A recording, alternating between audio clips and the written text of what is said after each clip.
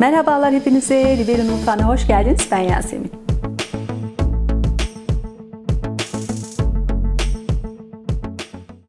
Bugün sizlere raventli ve merengeli bir tart yapıyorum. Ravent Türk mutfağında fazla bilinmiyor ama farklı mutfaklarda çokça kullanılıyor. Türk mutfağında fazlaca kullanılmamasının sebebini ise daha çok nerelerde kullanılacağını ve nasıl kullanılacağının pek bilinmediğine bağlıyorum. Muhtemelen öyle olabilir. Bu yüzden tanıtmakta önce bir fayda var. Ravent çok yıllık bir bitkidir. Yaprakları zehirli olduğu için tüketilmez fakat gövde kısmı ve kök kısmı tüketilir. Çok da sıhhatlidir. Örneğin hazımsızlığa karşı iyidir. Kötü kolesterolü düşürür.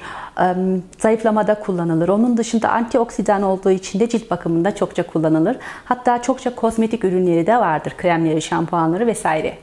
Mutfakta ise reçeli yapılabilir, pastası yapılabilir, tartı yapılabilir. Hatta içecek olarak kullanılır ve dondurması dahi vardır.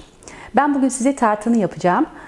Son derece ekşi ve mayhoşu tadı pastaya, tartlara çok güzel bir lezzet katıyor ve tazelik katıyor. Evet, merak ediyorsanız nasıl yaptığımı takipte kalalım. Ve bu arada abone olmayı unutmayalım. Ve haydi başlayalım. Öncelikle raventleri soyarak başlıyorum. Buna ışkın otu da deniyor ama ışkın otunun yaprakları biraz farklıdır ve sadece bir türüdür. Benim burada soyduğum ravent, rhubarb da deniyor, yavşan otu da deniyor. Bu bitkinin ana vatanı Uzak Doğu'dur. Fakat bu bitkinin bir türü olan ve çok benzeyen ışkın otu ise Türkiye'nin Doğu Anadolu bölgesinde yetişiyor bildiğim kadarıyla.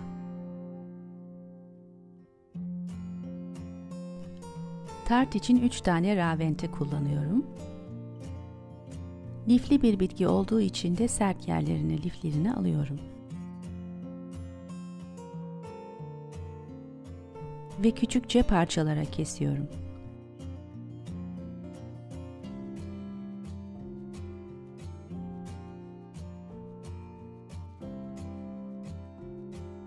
Gayet ekşi bir tadı vardır. Hiçbir işleme tabi tutmadan da pastalara direkt konabilir. Ama bu tarifte önden bir yemek kaşığı kadar şeker ve bir yemek kaşığı kadar su ile karamelize ediyorum. Tartımıza harç olarak puding girecek ve pudingi yani vanilya kremini kendim hazırlıyorum. Puding yapmak için hazır toz kullanmayacağım. Ama dilerseniz hazır puding tozları da kullanabilirsiniz, çabuk olsun istiyorsanız. Şimdi 4 yumurta sarısını, 1 tatlı kaşığı vanilin şurubu veya şekerini, 50 gram şekeri ki fazla koymayın, 1 kapta beraberce çırpıyorum. 100 ml süt ekliyorum.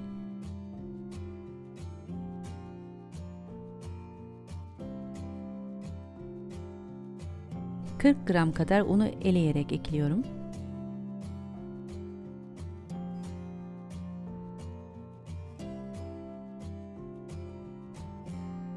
Ve rengi açılana kadar da çırpıyorum. Bir tencereye 100 ml sütü ve 200 ml şekersiz kremayı ekliyorum ve orta ısıda ısıtıyorum. Sürekli karıştırıyorum ki dibi tutmasın. Kaynamasına gerek yok. Isındıktan sonra kenara alıyorum. 10 dakika kadar beklettikten sonra yumurta sıvısını içerisine yavaş yavaş ilave ediyorum. Hepsini sıcakken ilave edersek yumurtalar içinde pişebilir. O yüzden yavaş yavaş alıştırmak lazım. Tekrar orta ısıda sürekli karıştırarak sıvının krem haline gelmesini sağlıyorum.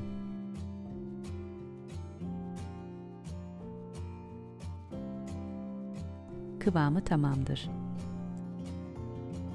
Başka bir kaba aktarıyorum. Kreme temas edecek şekilde streç film ile kapatıyorum yüzeyini ki yüzeyi kabuk bağlamasın. Şöyle kenarda beklesin bakalım. Tart hamuru yapımına geçiyorum. Bunun için 230 gram un, 50 gram şeker, 1 çay kaşığı tuz, 1 çay kaşığı vanilin şekeri ve 180 gram yumuşamış margarin kullanıyorum. Kolaylık olsun diye ben hepsini makinede karıştırıyorum. Yalnız malzeme makinede hamur haline gelmeyecek. O hale elimle yoğurarak getireceğim. Bu işlem tamamıyla makinasız da olur. Sadece ellerimizle de karıştırabiliriz, yoğurabiliriz. İçinde yumurta olmayan bir kurabiye hamuru olduğu için öyle yapışkan, bilindik bir hamur olmayacak. Bu arada hamurun kendisini bu aşamada sakın unlamayın. Kuru olur ve hamur birbirine yapışmaz.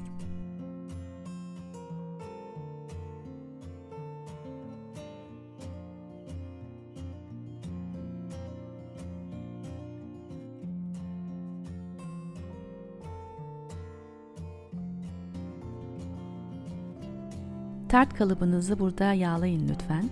Ben yağ spreyi kullandığım için görünmüyor. Kalıbı hamuru yerleştirmeden önce yağlamazsanız piştikten sonra çıkarması zor olur. Önce hamuru kalıba elimle yayıyorum. Daha sonra kolaylık olsun diye böyle bir alet kullanıyorum. Yoksa da önemli değil, ellerinizle devam yayabilirsiniz veya evde bulunan kısa silindir bir alette kullanabilirsiniz.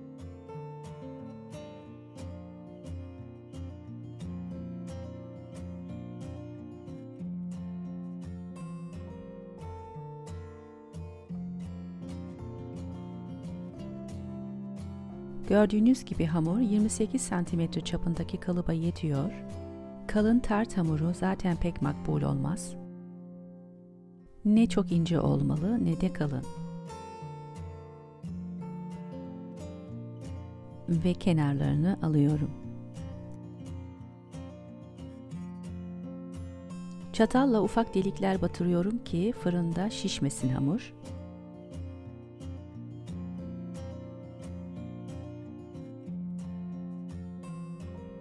Kremimizi döküyorum içine.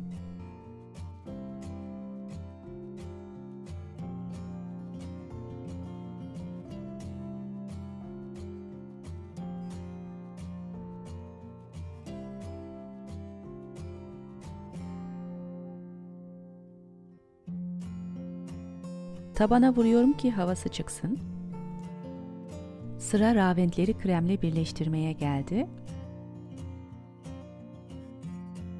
Dengeli şekilde yayıyorum raventleri kremin üzerine. Bir ek bilgi vermek isterim. Pasta yapımında gramajlar, ölçüler önemlidir. O yüzden ölçü aletleri bulundurmamız lazım diye düşünüyorum.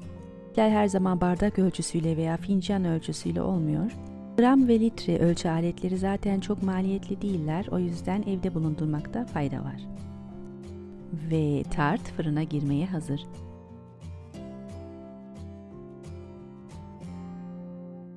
...180 derecede fan ayarda en fazla 30 dakika pişiriyorum. Pişerse erken de çıkarabilirsiniz. Ara ara kontrol edelim. Evet, tart şöyle 25 dakikada pişti.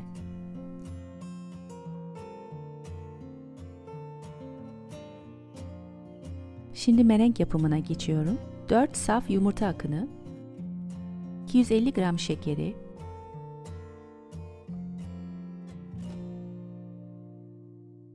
birkaç damla limon suyunu beraberce çırptırıyorum.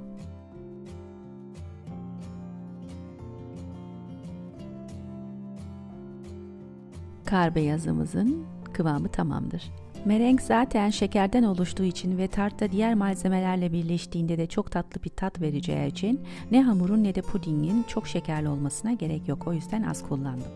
Beyaz kremayı şimdi krema sıkma torbasına alıyorum. Krema torbamız yoksa hiç önemli değil. Hiç uğraşmadan merengi sadece bir kaşık yardımıyla da tartın üzerine dağıtabiliriz.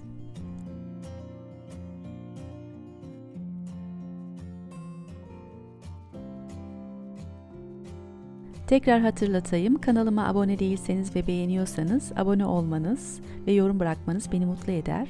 Abonelik ücretsizdir. Bildirimleri de açarsanız zile basarak yeni videolarımdan haberdar olursunuz. Tarifi ve ek bilgileri de videonun açıklama kutusunda yine bulabileceksiniz. Evet, yumurta aklarını tartın üzerine bu şekilde paylaştırdım.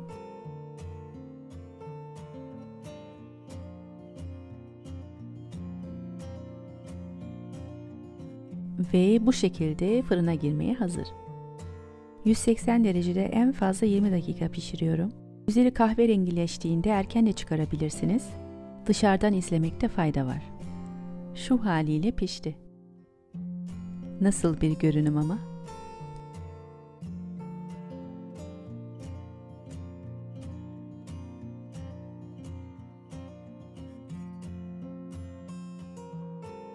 Üstü çıtır merengli, ortası mayhoşu tatlı kremli ve altı gevrek bir tart, müthiş bir lezzet potporisi. Umarım siz de beğenmişsinizdir. Yorumlarınızı bekliyorum. Tekrar buluşmak üzere. Hoşça kalın.